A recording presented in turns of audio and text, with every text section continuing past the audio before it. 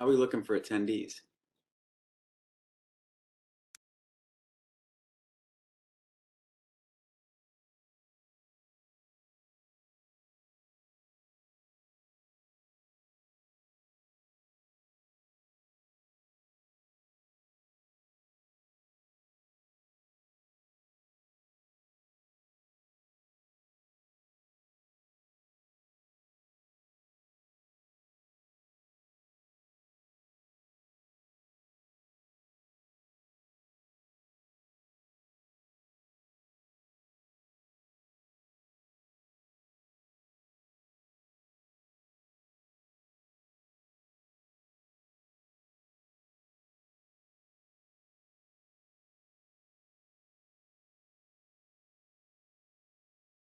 Good afternoon, and thank you for joining us for the 23rd webinar in the Offshore Wind Series, Learning from the Experts. I am Jessica Deely, Senior Policy Advisor on NYSERDA's Offshore Wind team, and it is my pleasure to be joined by today's expert, Philip Jordan with BW Research Partnership. Before I introduce him fully, a few reminders for participants and some background on this webinar series. Next slide, please.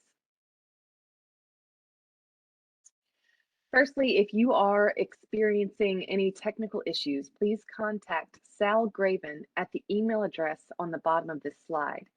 This webinar is being recorded, and the recordings and presentation slides for all webinars in the Learning from the Expert series will be available on NYSERDA's website at the address on this slide. All participants have been muted. We will have time for Q&A following the presentation, so please use the Q&A function to submit your questions for the speakers. Next slide, please. New York State is working to advance the responsible and cost-effective development of at least 9,000 megawatts of offshore wind by 2035. Offshore wind is a critical component in achieving the state's goals of 70% renewable sources of electricity by 2030 and 100% zero emissions electricity by 2040. While offshore wind has been providing clean energy to other parts of the world for several decades, this industry is brand new to New Yorkers. To provide interested stakeholders and members of the public with accessible, impartial information and opportunities for engagement on specific topics of interest, NYSERDA is hosting this educational webinar series called Learning from the Experts, to connect the public with independent experts in key topics in offshore wind. We endeavor to select learning from the expert speakers based on their expertise, not necessarily for an alignment of opinions with NYSERDA or New York State. If you would like to suggest a topic or speaker for a future webinar, you can email us at offshore-wind@nyserda.ny.gov. Please note that the views and opinions expressed in this presentation are those of the presenters. Next slide, please.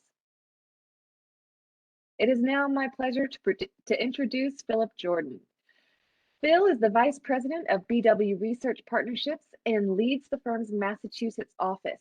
His work focuses on the impact of talent on economic prosperity and sustainable communities, and his personal passion is developing solutions that provide expanded opportunities for underserved populations. Mr. Jordan is also a senior fellow at the Kennedy School of Government at Harvard University, where he focuses on talent development in the age of globalization and automation. He has extensive experience studying the innovation economy, in particular energy, NICT, and has authored dozens of reports, including the United States Energy and Employment Report, USEER, the Solar Foundation's annual solar job census, among many other, including local reports for workforce boards, community colleges, and municipalities. Phil has worked in private industry, academia, and in government. Thank you for joining us today. And now over to you, Phil. Terrific. Well, thank you so much for having me. I'm going to go ahead and share my screen. Oh.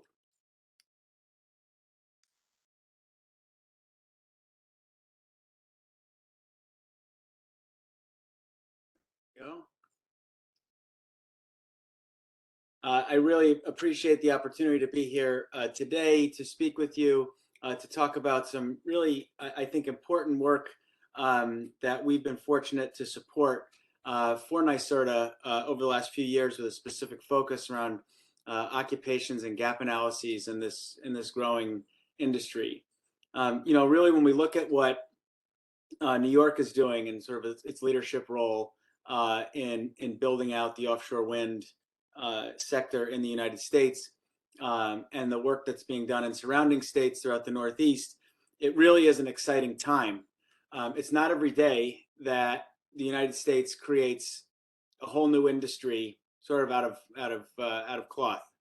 And when we start talking about jobs that are across the supply chain of manufacturing and logistics, we start seeing jobs that are industries that we haven't really been focused on in our part of the world as major components of our economic development strategies in a long time. So it's really exciting to see all of the effort and all of the growth of this nascent industry.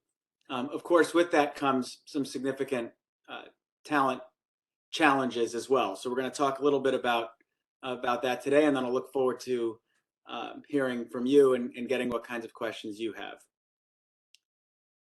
So just to give a quick overview of what we're going to be talking about. So we've conducted this research where we've looked at 117 distinct offshore wind related occupations, and really understanding the amount of jobs that are going to be created across those occupations over time. So looking at what kinds of jobs, how many jobs, where they're going to be located and when, and then understanding really what is the framework that we have in place in order to ensure that we have enough talent to meet those needs, right? So after all the effort that's gone in on the innovation side of things, on the political side of things, on the economic side of things, to make this vision that New York has for decarbonizing its economy, we certainly don't want talent shortages to be the bottleneck, specifically, especially when we have, obviously a lot of folks who are still unemployed or underemployed. So we'll look a little bit at the training program, and then we'll dig into some of this, some key occupations and how we're posed to expand access to those opportunities as well. So I'm going to start by talking a little bit about some of the projections that we completed for NYSERDA's Just Transition Working Group.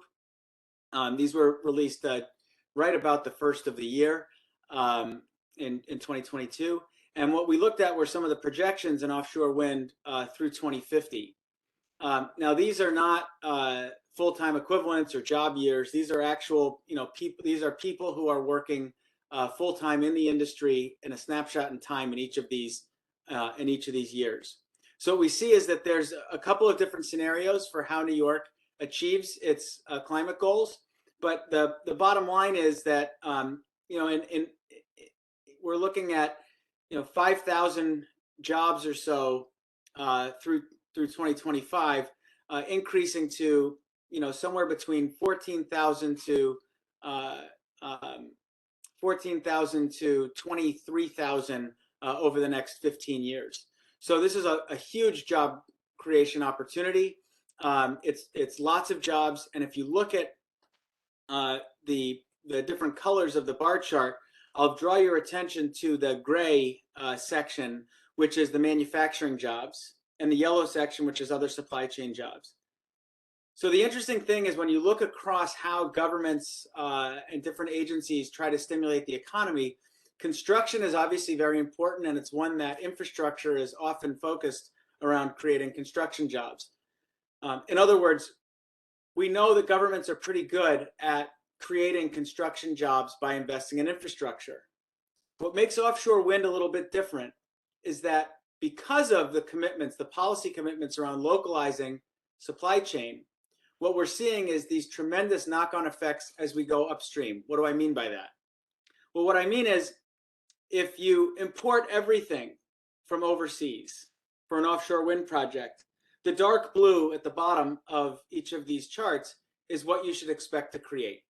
Okay, so if you just use local labor for the installation and some of the port upgrades, you're going to get construction jobs, and that's about it.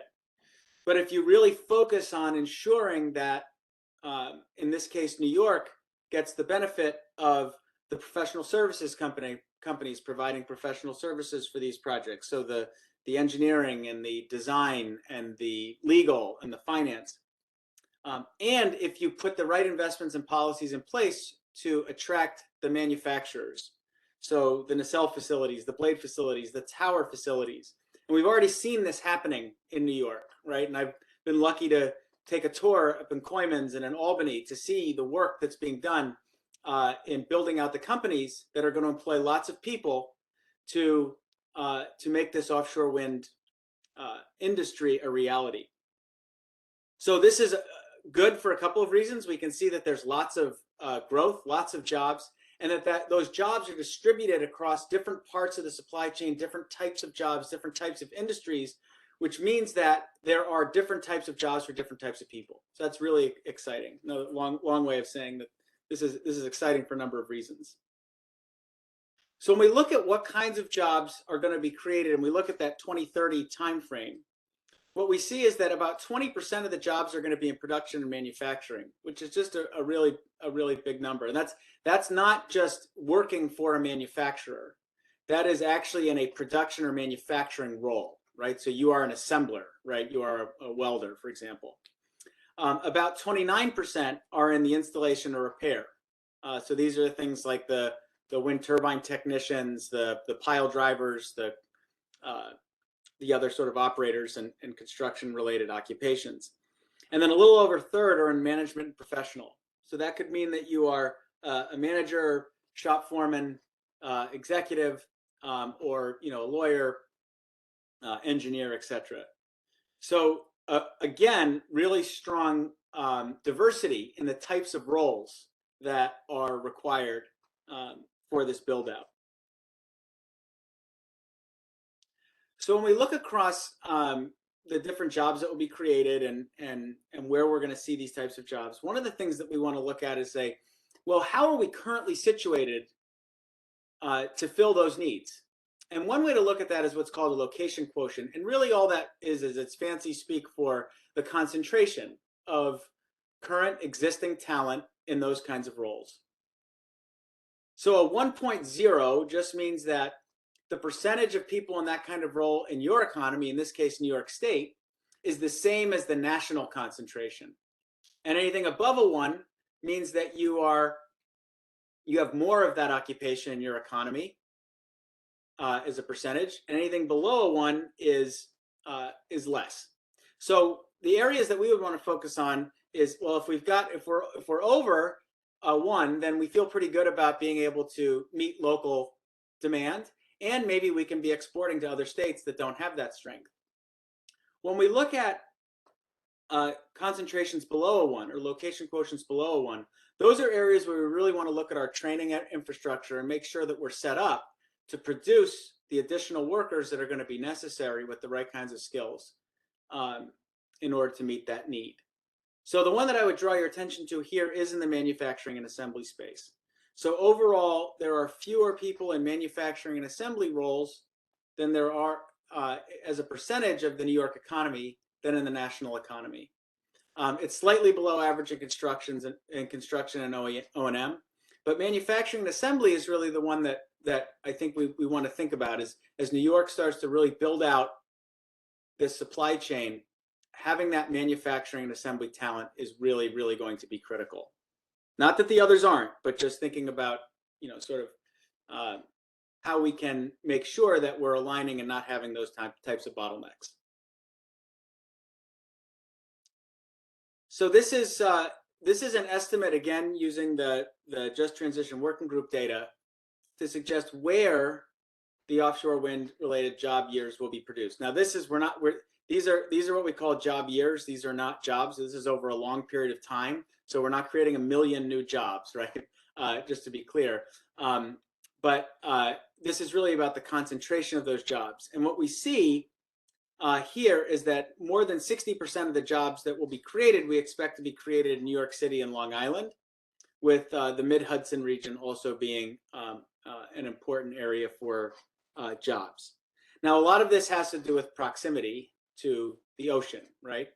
So it sort of makes sense that in an offshore wind project, the closer you are to the shore, the more jobs that there will be. This is also based on estimates of where there is available land and other capacity to build out some of the assets that will be needed. So you can't just, find a small parcel of land somewhere and say, I think I'll create a blade manufacturing facility, right? The technical requirements are pretty specific. So we do think that this is that these areas, because of their proximity to the water, are going to be the ones that have the lion's share of the growth. But what that means is that even if we look at and we take the top 3 regions, including the Mid-Hudson, that means that 30% of the jobs that will be created will be in other parts of the state, including about 7% of those in Western New York. And these are the Economic Development Council regions, so you can see the map there. But that's a really good sign, because what that means is that there's an infrastructure, both a policy infrastructure and a physical infrastructure in place or being developed that will allow for the efficient transport of goods. And so in an ideal world, we see component manufacturing occurring in areas of Western New York, around the Finger Lakes, Central New York, even the North Country. And we see perhaps some of those components coming by rail to an area on the Hudson where further assembly could commence, and then be perhaps floated down the Hudson to a marshaling port that is in New York City or Long Island. And that way, you're really maximizing the full impact and the job creating potential of these investments that are being made and the industry itself. So, while yes, we could look at this and say 60 to 70% of the jobs are going to be in the southern tier, that's a lot of jobs that are going to be created throughout the rest of the state. So it means that we need to really have a comprehensive and statewide workforce strategy, which is something that Jessica is working very closely on with the team at NYSERDA. So where do we see some of these gaps? So what we did was we looked across the various gaps and we said, well, we know that this is all additive, so there's going to have to be workforce development across all these occupations to make sure that we're keeping pace. But some of these occupations, we actually produce more than we use statewide in some of these occupations, meaning we're a source for the rest of the country, perhaps. So those we call the mild gap, because there is still a gap. You're still adding new economic activity, and we would still have a potential gap there if the economy continues to grow and add jobs. But where we start to get a little bit more concerned is moderate. So what we see there as a moderate gap is still pretty significant. And what that means is that the demand is expected to exceed the supply, which is not a good place to be if you're trying to make sure you have enough talent. And that is sort of irrespective of other things that happen in the economy, such as sort of assuming the status quo. Severe is even more of an issue, which is not only does the demand exceed the supply, meaning the need for workers is more than what you can produce. The gap that exists, meaning the new workers, the net new workers that are needed beyond what the current supply is actually greater than the size of the existing workforce, which means you really need a lot of infrastructure in place, new infrastructure in place to produce those kinds of workers. So some of this is obvious, right? And if we look on the next slide, what you can see is, for the fourth one down there, wind turbine service technicians, the reason why that is severe is that you actually don't need any right now for offshore wind, right? So there are no offshore wind turbines in service at the moment. So having a wind turbine service technician in 2022 would not make a lot of sense for the offshore wind market. So that's one where, yes, it's listed as severe, but there are a number of programs in development and underway so that we can feel a little bit more confident that that occupation will be appropriately dealt with. We also see here that there are some challenges with using the existing occupational codes that are used, right? So continuous mining machine operators doesn't sound like an obvious offshore wind activity, but it is the classification that workers in the industry would be would be classified as. And here we see, a few that are really, really pretty challenging. Now, one important takeaway here is that all of these occupations, right, all of the top 10 with the biggest projected gaps require either a high school diploma, an apprenticeship, or some additional post-secondary training, or an associate's degree. So while there are a lot of jobs that are being created for folks who have a bachelor's degree or a master's degree or PhD or a professional degree, the biggest gaps that we see are in occupations that require less than a 4-year degree for success in the field. So this is another way of looking at it. So the typical educational attainment is pretty evenly spread, but the top 10 occupations with the severe to moderate gap require less than that 4-year degree. So as I mentioned, lots of folks who have a bachelor's degree will get jobs, but the gaps there are not as significant. I wanted to give a quick update on the training program overview. So we've been working with New York on its Clean Energy Industry Report going back to 2015 and a number of other projects in New York to understand these sort of workforce gaps. Whenever you conduct a training program inventory, it's a work in progress, especially in a field like offshore wind. So I'm going to tell you a little bit about what we're doing. We had a report come out earlier this year, but it's constantly being updated. So even as of now, our map and our inventory is out of date. We're always adding new programs.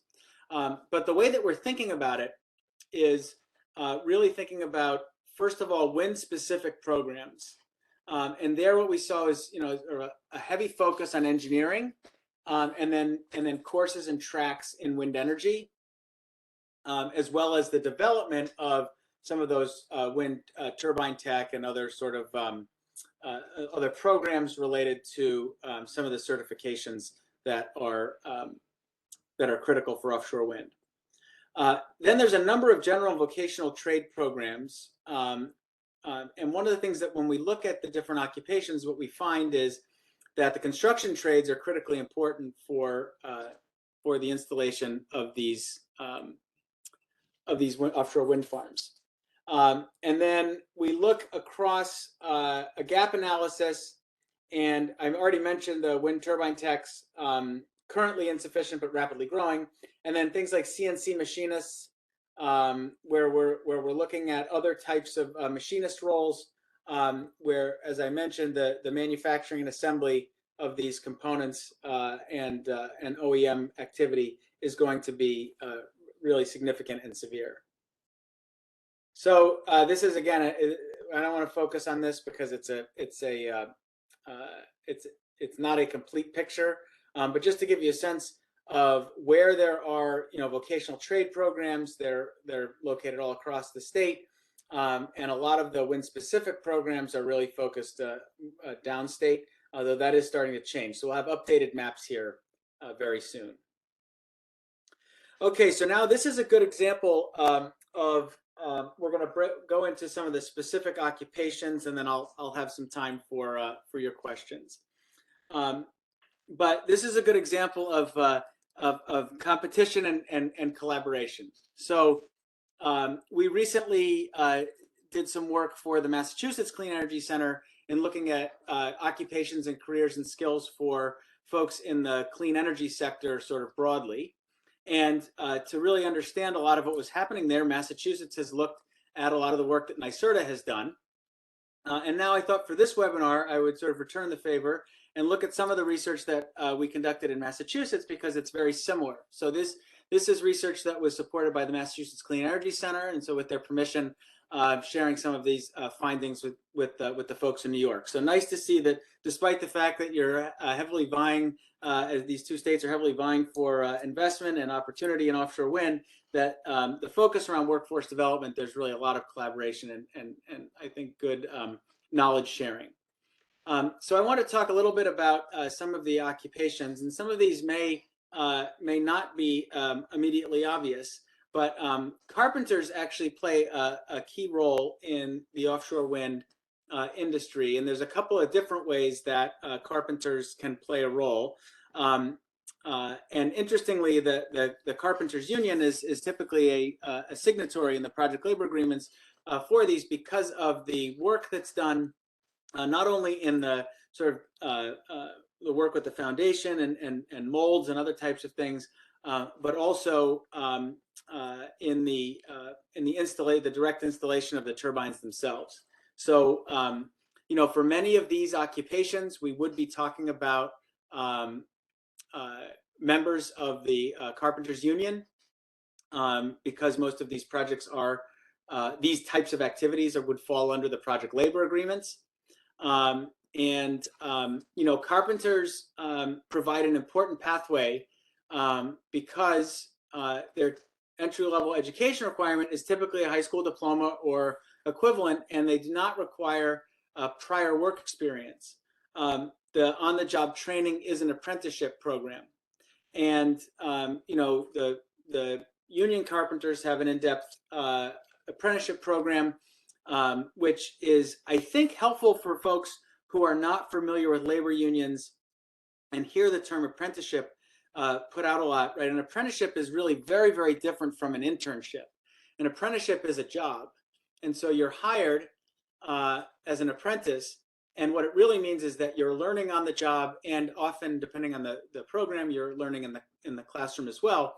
But you're basically working under supervision for a period of time. And then you when you exit your apprentice and become a journey level worker, then you've achieved you've unlocked the next level of your career. There are some different certifications and licensing requirements. Now, what's interesting is that we don't know yet exactly how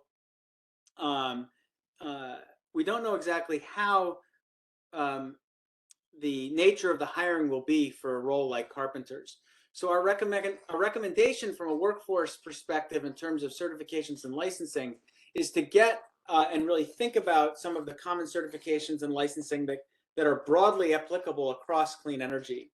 So OSHA training is certainly very important for working on an offshore wind project, but we're also recommending that people who are going through a program, even if they're primarily focused on offshore wind, think about some of the Building Performance Institute trainings.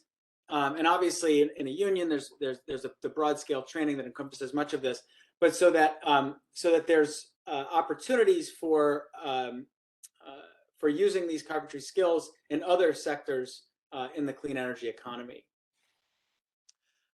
So the knowledge, skills, and abilities, I think, are probably fairly obvious here for carpenters. But one of the key areas that I wanted to focus on specifically for offshore wind is that the offshore wind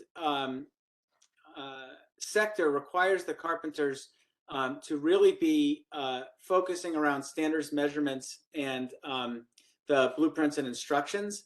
So we often just think, I hear this all the time, like, oh, well, a carpenter works with his or her hands, which is absolutely true. But there is a lot of interpretation, measurement, specifications, and instructions that are specific to offshore wind that are really critical to ensure that we have the right kinds of skills.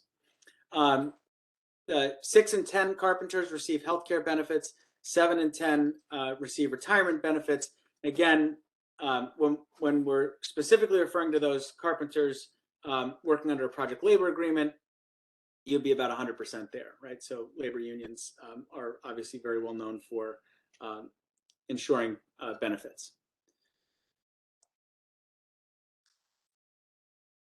Now, this is the crane and tower operators. This is a really important occupation. So one of the interesting things that has emerged as we look at for how the supply chain develops is that distance for moving components for offshore wind matters much less than the number of times it has to be moved. Meaning, I'd rather move something 150 miles on a barge or a vessel if I'm able to pick it up once and leave it there, then move it 25 miles and have to pick it up and move it many times, like from truck to rail to ship, as an example. And why is that? Well, that's an area where problems can happen. But these components are very large, they're very heavy, and there's different, lots of different pieces that are going to be coming together in New York. And the crane and tower operators are really key in ensuring, working in these manufacturing facilities and at the marshaling ports, to making sure that very expensive equipment is moved correctly and efficiently and safely from port to ship, etc. So again, we're talking about a high school diploma or equivalent, a medium term on-the-job training, and then a number of licenses. I listed here the Massachusetts hoisting license. We're looking into some of the New York requirements and licensures, of course, on crane and tower operators as we build out the work for this year. But there are a number of licenses and certifications that are necessary. I mentioned already the importance of the safety protocols and obviously the operation of cranes.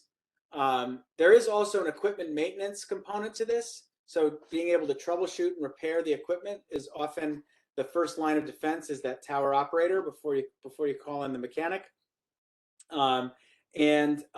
Again, this is one where union membership provides a much stronger pathway to receiving health care and retirement benefits.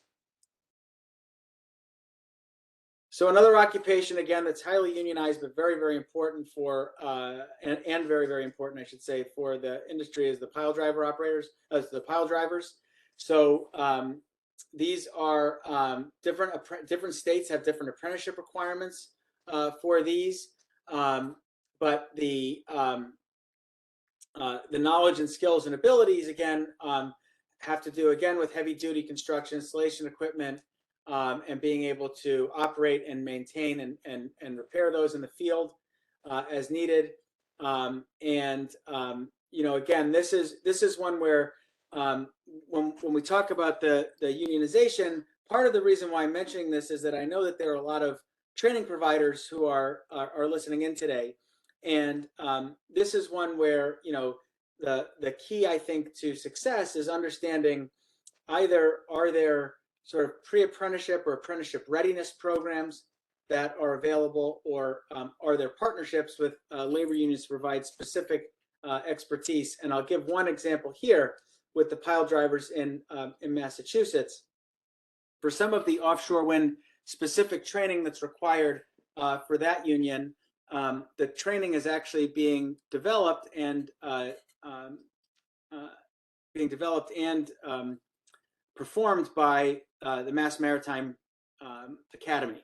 So that's a great partnership that works really well, where there are certain things that are very specific to the offshore aspects, where the Mass Maritime Academy has a really good track record, obviously, in history of doing that kind of work, and then can offer that training to a labor union. And there are actually quite a lot of people on the faculty and staff at Mass Maritime who have worked in labor unions, and therefore there's a really good understanding of how to design and deliver that kind of training so that it fits with how labor unions and their members can access it. So that's just an example. There are examples in New York as well, but thinking about how to design that kind of training is really important. And we'll get into the apprenticeship readiness and pre-apprenticeship right before the Q&A section. Wind turbine technicians, this is really where the GWO training comes into place. I know there's a number of efforts underway for expanding GWO up and down the Eastern Seaboard. This is one that is a new occupation for many parts of sort of the coastal areas of our part of the country. The wind turbine technicians that are land-based, it's a little bit different for the onshore, of course, but still, requiring some long-term on-the-job training and some really interesting sort of knowledge, skills, and abilities all around sort of the maintenance and repair of the turbines once they are up and running. Now, this is going to be an occupation that scales over time, obviously. We have a number of projects that are now beginning construction up and down the eastern seaboard. When we start looking at some of the new lease areas in the New York Bight, for example, we're going to start seeing that as we cross through 2030, the need for wind turbine technicians is going to increase dramatically. Good healthcare benefits and retirement benefits as well, I'll note, for this occupation. So electricians, electricians are needed everywhere, right? Electricians are needed in all clean energy sectors, and electricians are needed in multiple areas of the supply chain, and thinking about the different types of companies engaged in offshore wind. Electricians have again, an apprenticeship. It's that paid apprenticeship. Oftentimes it's a full day of work with classes at night. They are entry-level wages. Those entry-level wages tend to be much higher than the entry-level median wage. There are different requirements for the apprenticeships in each state. Here we have an area that I really wanted to note again, is that similar to some of the other construction trades that we discussed, when we look at the knowledge, math is really critical. So that's 3 of the trades that we've looked at. Math, and specifically algebra for electricians, is really important. This is important for really being calculating loads and doing other important calculations for understanding the safety and effectiveness of the power for the equipment. So if you think about electricians and you think about an offshore wind farm, everything from the assembly stage to the installation stage to interconnection, if there's storage included in it as well, which there often is, electronic component assembly, operations and maintenance, electricians are going to be important for all of this. So when we did our Just Transition Working Group study, and as we've looked across other states, electricians are always at the top or very close to the top in terms of the jobs that will be created from the decarbonization policy. Again, the IBEW, very strong union in New York State and across the US, and the IBEW will play a key role in the offshore wind installation, those project labor agreements. And so lots of electricians going to work there. But as I mentioned, across a wide range of the supply chain, we'll call for electricians. Sheet metal workers. Sheet metal workers are not always thought of as top of mind, but there's a lot of plate work, a lot of sheet metal work that's required for different aspects of the offshore wind supply chain. So I think of things like towers and other sort of secondary steel. There are other components that will be going in that will require sheet metal workers.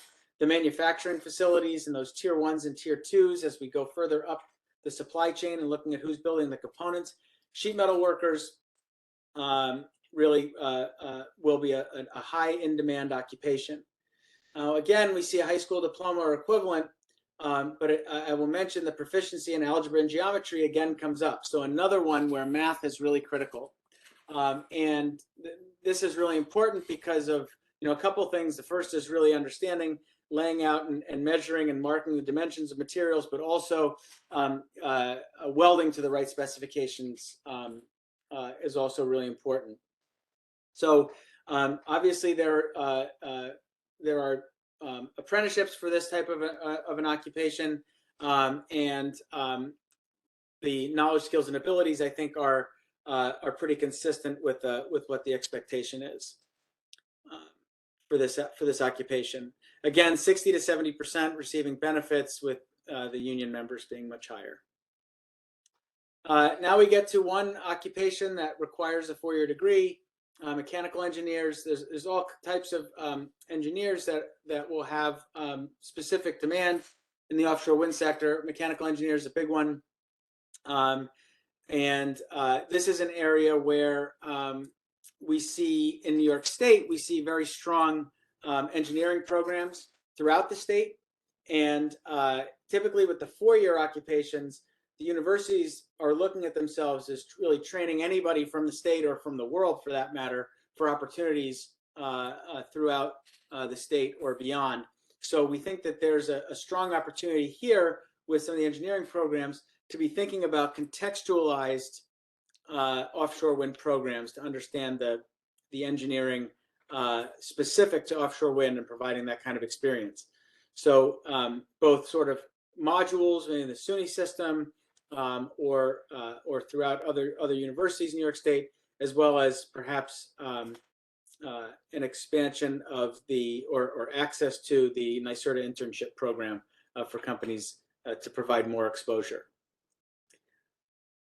And so the last occupation that I'm going to address is welders. This is another one that comes up quite a lot. Again, we're looking at proficiency in algebra and geometry. There are some field welder certifications as well. And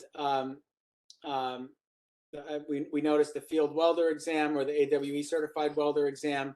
This is a moderate term on the job training. Again, another one that requires strong math skills. You know, welders are really providing a lot of roles, important roles for the offshore wind sector, particularly as we talk about developing the supply chain. So whether we're talking about the cabling that's necessary, right? So the array cables, the export cables, transmission lines, all of that requires welding. Certainly the towers, the secondary steel components like ladders and elevators and other things. All of this requires, there's lots of welding. These are big, heavy metal objects. So lots of welding needs. And again, this is an area where 60 to 70% receiving those retirement benefits. So I think that before I jump into these preliminary conclusions, you know, one of the things that I really want to focus on is that as we think about the state and its economy, what we really have is, you know, it's a strong economy with very low unemployment, and there are still certainly some challenges in labor force participation, both coming out of the pandemic, where people who maybe were in jobs that did not pay sustainable wages or lead to fulfillment, either through career advancement or just sort of general satisfaction, as well as communities that have been have suffered from historic disinvestment, where people are, you know, perhaps not have not been prepared for these types of opportunities, and maybe have sort of washed out of all the statistics, right? Because they have multiple barriers to employment, and we've sort of stopped tracking them.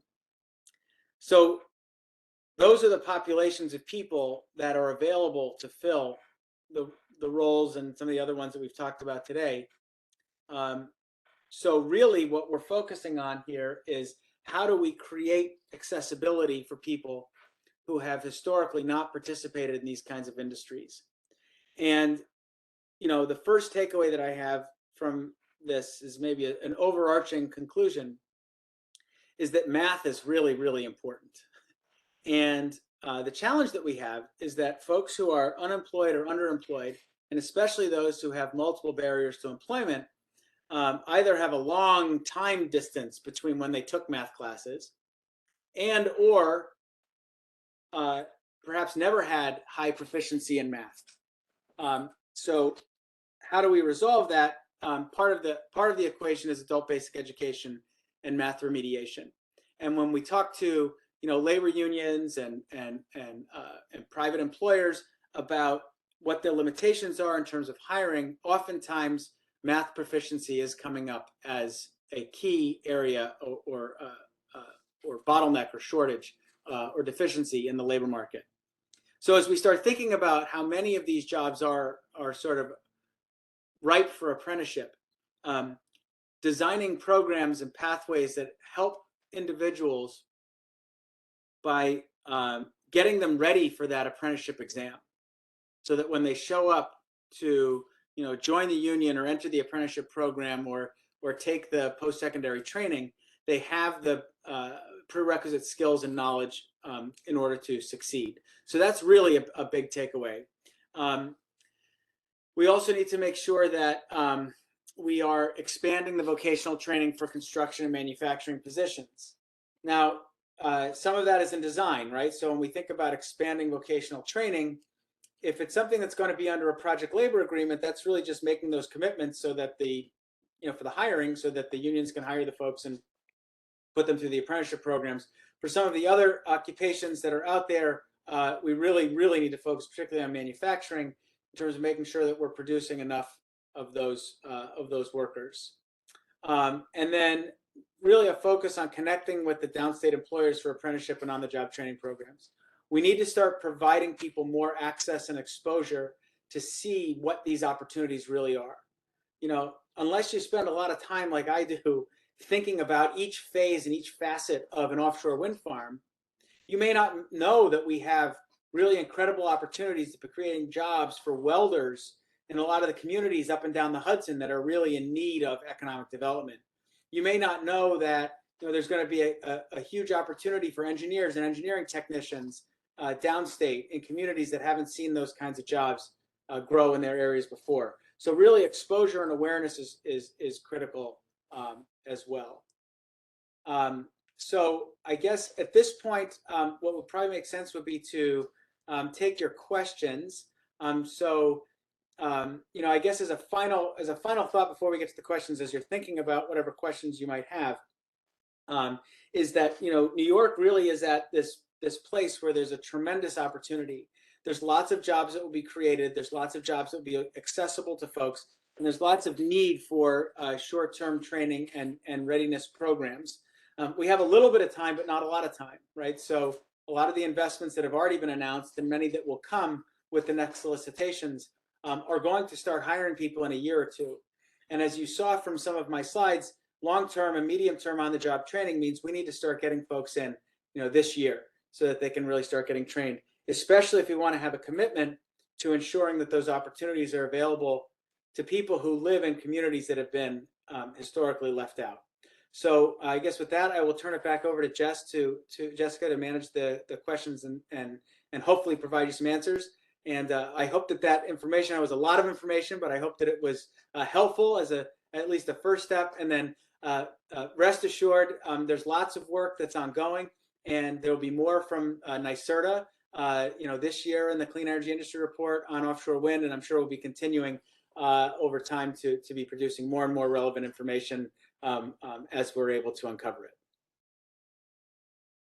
Thanks so much, Phil. Great presentation, super valuable information for sure. And a lot of questions coming in from the audience.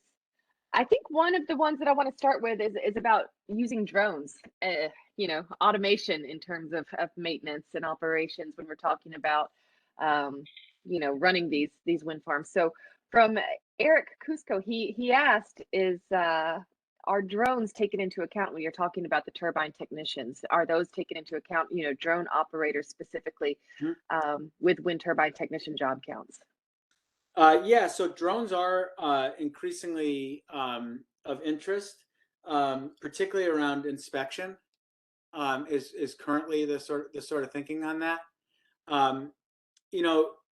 There is a lot that we don't know, and this is sort of a good opportunity to say this, is that despite doing a lot of work and trying to forecast what's going to happen in 7, 8, 9 years, there is a lot that we don't know. And for example, one of the early questions was, are these technicians and O&M crews, or even the installation crews, are these folks going to be doing 12-hour shifts where they go out and come back to port every day, or are they going to go out for 2 weeks and sleep on a ship?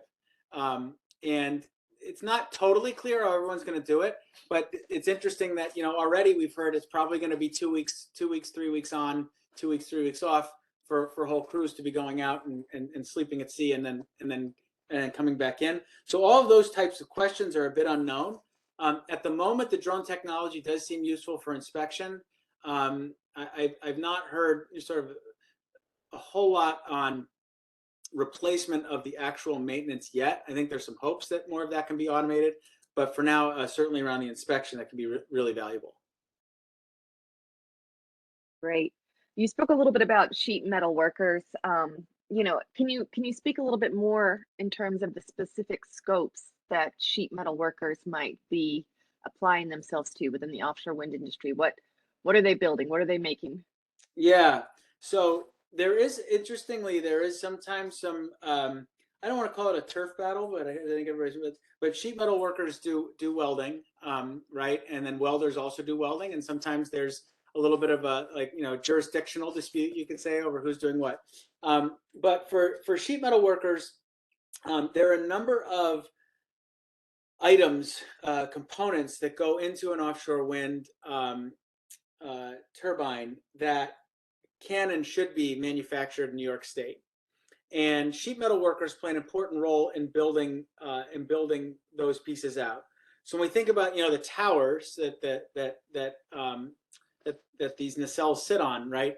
There are a lot of different components that go into making that tower, and sheet metal workers can play an important role really in that in that phase of the work, which is actually building out the tower and the components that go on it. So really, anytime we're thinking about that sort of that production, that sort of a little bit further upstream, tier 1, tier 2 sort of manufacturing, that's where we see a lot of sheet metal workers. The other place in clean energy that we see it is in, obviously in the duct work and other types of activities around building electrification, but we're not going to talk about that one today. That'll be for a future webinar. But the sheet metal workers is really around that component, right? Really around the towers for the most part. Great, thanks so much. Switching now to sort of training institutions, Anthony was asking some more in-depth questions about community colleges and their involvement in your research. Were they taken into account in the research? I know the answer, but maybe you could speak a little bit more on the role that community colleges play within this analysis and with workforce training. Sure, yeah. So community colleges play a key role, absolutely included in the analysis. Community colleges in New York serve a number of purposes, right? And so there's an associate's degree, and we certainly look at the associate's degree programs that are relevant for the offshore wind occupations. But also community colleges play a really important role in career and technical education. And that's really an area where we've seen the most sort of growth and excitement is around the career technical education side of things. And this could be anything from customized contract education that a community college offers to a developer or to a manufacturer that's siting in an area, to some of the programs that are perhaps a little bit more generalized, focused around specific areas of offshore wind. In addition to those sort of degree awarding or non-degree longer-term vocational programs or the customized training, community colleges are also an area where we're seeing the build out of things like GWO training and other types of shorter-term certifications that really play an important role. So absolutely, community colleges are important, not just for the associate's degrees, not just for the longer term, but also for these two areas that aren't thought of as much, which is sort of the non-credit certification and licensure that's short term, as well as the contract education or customized education for specific employers. Right. Speaking about all of these opportunities, NYSERDA's one of our sole focuses is just getting this information out to the public and letting them know about these opportunities. Wondering if you could speak through your expertise in doing all sorts of analysis across the Mid-Atlantic. What has been the most successful way of communicating the needs of each state to vocational technical schools? Show and tells. Is it going to campuses, job boards? What have you seen in terms of success stories of making sure people are aware of these opportunities? Yeah, it's interesting. So the primary challenge, right, is that it's sort of hard to get your head around the scope of what actually is possible. So I'd say there's at least two different approaches. One is really successful to be providing specific modules embedded into existing training programs, and that could be also for K through 12, could work as well. But this would be something like the intro to offshore wind. I mean, most people are not going to, know the ins and outs and nuts and bolts of how truly nuts and bolts, right? And array cables and export cables of what goes into this industry and how it works. But we have a lot of programs already at the 2-year and 4-year level in New York and throughout the whole region where we're training engineers, we're training people who can map the seafloor or be marine mammal observers or, work in the vocational trades. But we're not giving any sort of, by and large, we haven't been giving lots of introductory material about offshore wind because it hasn't really been real yet. And so some of the things that can get people excited, right? A tour of an actual offshore wind farm, right? So I can remember when everybody would go to Rhode Island and they would go around Block Island Wind and you see, I think it's like 5 or 6 turbines out there and people get really excited about it and you can actually see it in action. It's really interesting. So that can be really, really valuable for a short-term sort of trip. But then I would also say really thinking through the internship program as well and saying, how can you do an introductory course and then having those students get access to the internship program so then they can work for one of these companies and really get exposed to it so that when they go back to school, they can see if this is an opportunity that's really for them. On the installation side, in particular, we talk about the construction components there. What I think has been really successful has been looking at what are the barriers that, and it's actually a very simple question. If we care about people getting jobs who have historically been, let's just say, shut out of getting those kinds of jobs, how do we design something that meets those folks where they are from their education and skill attainment and brings them up to that passing score for the apprenticeships, right? And a lot of times, that gets laid on the lap of the labor union, or it gets laid in the lap of the community college, or gets laid, and really, if we think about this as a shared responsibility to solve the problem, we should all be pulling towards making sure that at a minimum, the folks that want to be able to sit for one of those apprenticeship exams can pass it, right? And that, like I said, means a lot of math, but there's a huge opportunity for apprenticeship readiness programs to really get individuals who have had multiple barriers to employment to be, not just sort of, as we say, job ready, but really like can walk in and confidently take one of these entrance exams and pass it. I think that would really be a huge step forward, and it's shown some early signs of success in the region. Yeah, that's something very near and dear to NYSERDA's overall goals in our clean energy transition, is involving disadvantaged communities, specifically historically marginalized communities, frontline communities, into the workforce and getting them access. One of the things that we're seeing, even as small as just, some of these jobs, a lot of these jobs are offshore. And swimming, just swimming skills can be a little bit of a barrier. So getting courses like that for just elementary, middle school, and adults, important to incorporating folks into the workforce. Well, Phil, there's only 2 minutes left, so I think we're going to wrap up with that. But we say thank you so much to you, and in terms of communicating the needs of the state to folks, maybe you'll be interested to hear about our next Learning from the Experts. So again, thank you for joining us for this Learning from the Experts webinar. A reminder that the webinar recording and presentation slides will be available at nyserda.ny.gov /OSW Offshore Wind-Webinar-Series. Our next webinar in the series is on June 22nd at 1 o'clock. Rebecca Karp and Andel Koster with Karp Strategies will be speaking about stakeholder engagement and offshore wind.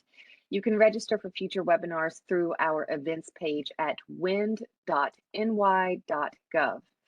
If you have requests for future topics you would like to hear about in this series, please email us at offshorewind@nyserda.ny.gov. Thank you so much for joining us today. Thanks again to Phil and the entire NYSERDA team that makes this event possible. We'll see you next time.